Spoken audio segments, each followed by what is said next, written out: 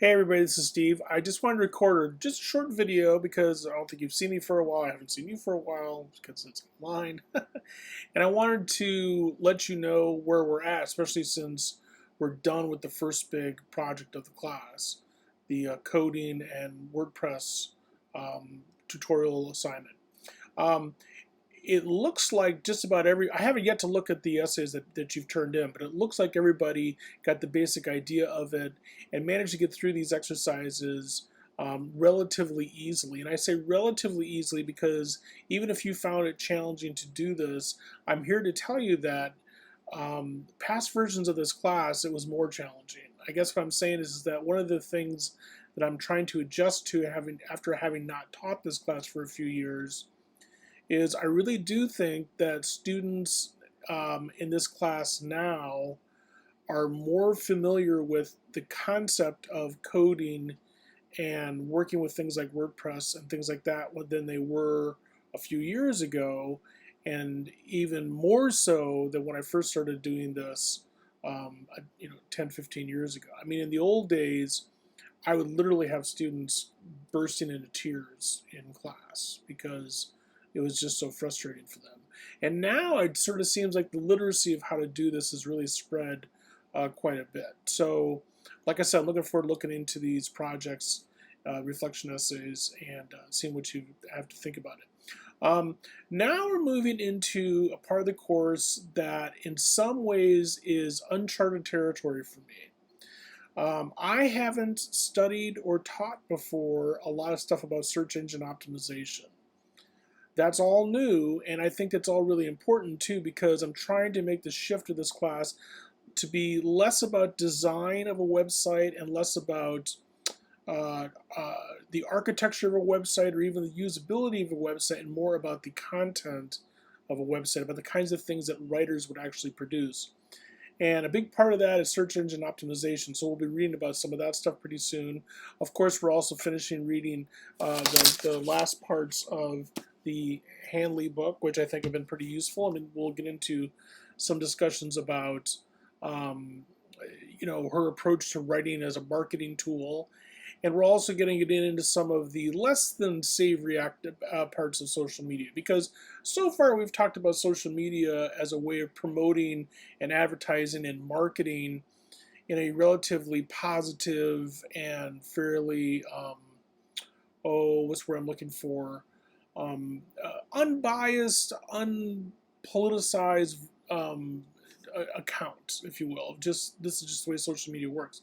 You'll see when we get into some of the other readings that we're going to start delving a lot more into some of the problems of it. Let me give you a little bit of a tour of the website though, because there's some things I want to go over with that too. So watch this. This by now should be a pretty familiar site. This is the class website. I do want to review how to use the class website and where to look for assignments and stuff because students still get kind of confused. This to-do column over here, I would encourage you strongly to ignore it because it is often incorrect. What is correct by definition is anything that is on this main page. So this is the home for the class website. This is where you come to right when you log in. And this is what I mean down here by the calendar part. It kind of goes on and on. Now, you'll notice that I have started to fill in a lot more details. There's not links to everything yet. Sometimes there's links to some things for reading, but the discussions aren't necessarily set up yet, but they will be very soon. We're going to get into talking about some copyright issues here, which kind of plays off of some of the stuff that comes into the end of part 4 in Handley's book.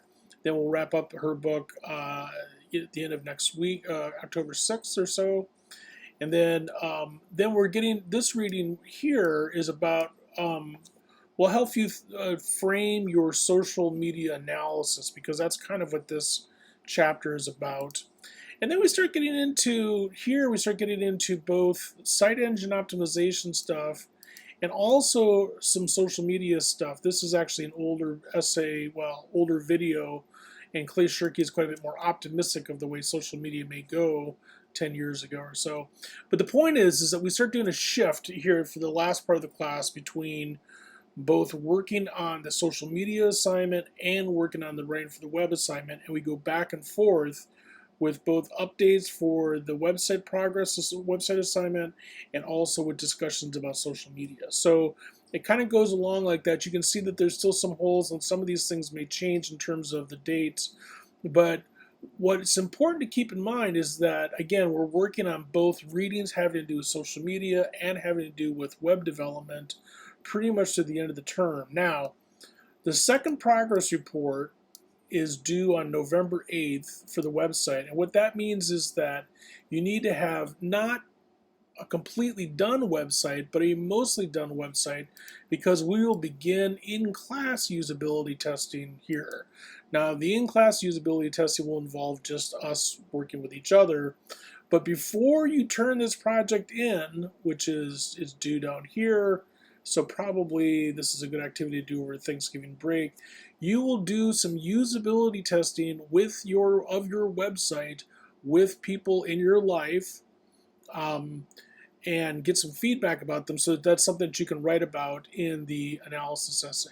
You'll also notice that starting from about here, week 12 or so, really until the end of the semester, there's not much going to be much in the way of reading activities. It's going to mostly be peer review and writing activities for the last third or so of the class. Hopefully that helps a little bit. Just the two things I want to emphasize, hopefully you got this far in the video, so it makes sense, is the class from here on now, in terms of the major writing projects, include both the social media analysis and the website creation and your reflection on that process. And we're kind of doing both of those simultaneously. Okay, so you have to be able to juggle two balls at once. If you're a graduate student, you have to be able to juggle three balls at once, because pretty soon I'll be contacting all of you about figuring out when you're going to present your interview as one of the readings for the class, and that comes later on in the semester too. And you can kind of see those spots on the syllabus. Okay, I think that's it for now. If you've got other questions about this, by all means, please ask, because I'm sure other people have similar kinds of questions. Okay, I'll see you later.